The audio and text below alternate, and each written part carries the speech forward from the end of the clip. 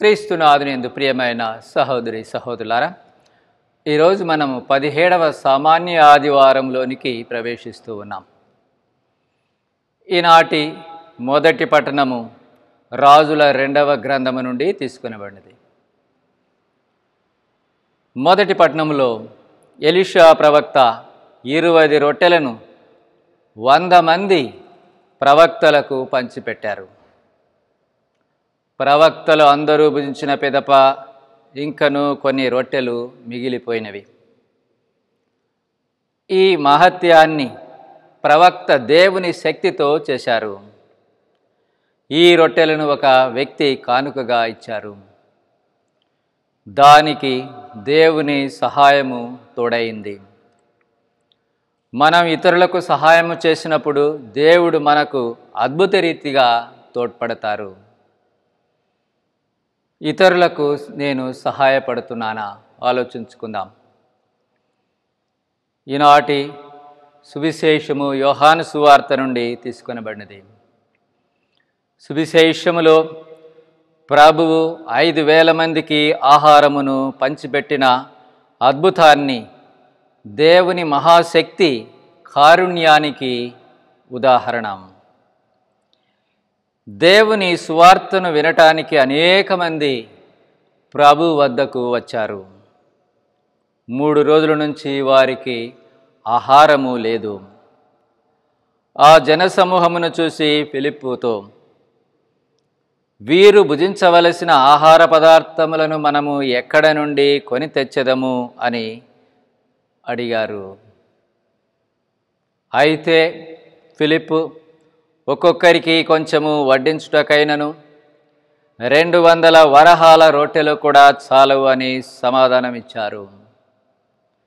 అప్పుడు పేతురు సోదరుడు అంద్రియా, ఇక్కడ ఒక బాలుని వద్ద 5 రొట్టెలు 2 చేపలు కలవు, కానీ ఇంతమందికి ఏమాత్రము అని చెప్పెను.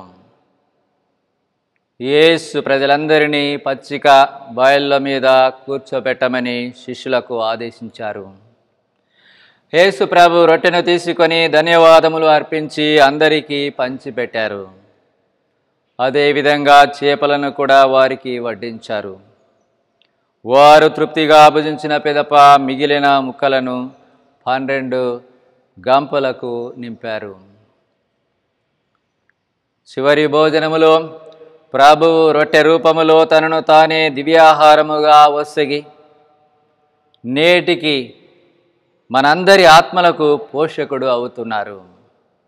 మనకు దివ్యబలి పూజలో యేసు ప్రభు యొక్క శరీరము రక్తము ఆధ్యాత్మిక భోజనమునకు సంకేతములు.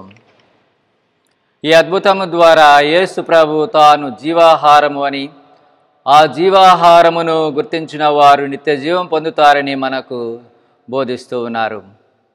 అయితే ప్రజలు ఎల్లప్పుడూ తమకు ఆహారమును సమకూర్చే రాజుగా భావించి బలవంతముగా రాజును చేయటానికి ప్రయత్నించారు.